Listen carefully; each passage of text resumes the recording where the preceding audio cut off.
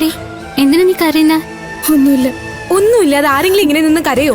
നീ എന്തോ ഞങ്ങളിൽ നിന്ന് മറയ്ക്കുന്നുണ്ട്. എന്താ അത്? തുറന്നു പറയൂ.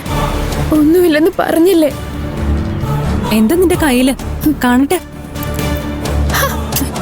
എന്നെ ശല്യം ചെയ്യാതെ പോകുന്നുണ്ടോ? ആരാ നീ? സത്യം പറ, ആരാ നീ? ഇവര് നിന്നെ ഇവിടെ വെച്ചാ കണ്ടത്. പക്ഷെ ഞാൻ നിന്നെ ആദ്യം കണ്ടത് ഇവിടെ വെച്ചല്ല. ജീവനും കയ്യിൽ പിടിച്ച് ആ ബസ്സിലേക്ക് ഓടിക്കയറിയ നിന്റെ മുഖം ഇപ്പോഴും എന്റെ മനസ്സിലുണ്ട്.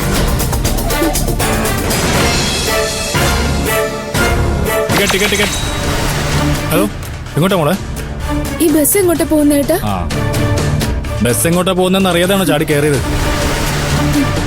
ബസ് തിരുവനന്തപുരത്തേക്കാ പോകുന്നേ. കുട്ടിക്ക് എവിടെ ഇറങ്ങണ്ടേ? എങ്ങോട്ടാ പോകണ്ടെന്ന് അറിയില്ലെങ്കിൽ ഇവിടെ ഇറക്കിവിടാ. അയ്യോ ചേട്ടാ, വണ്ടി നിർത്താൻ പറയരുത്. എന്നാ എങ്ങോട്ടാ പോകണ്ടെന്ന് പറയാ കൊച്ചേ?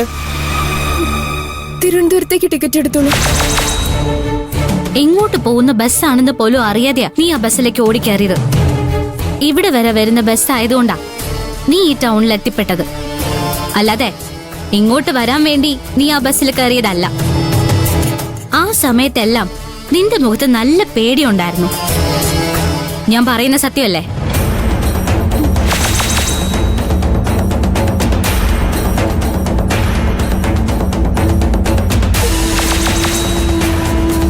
നീ ഇവിടെ ഒളിച്ചിരിക്കുമ്പോഴും നിന്റെ മുഖത്ത് പേടിയുണ്ടായിരുന്നു.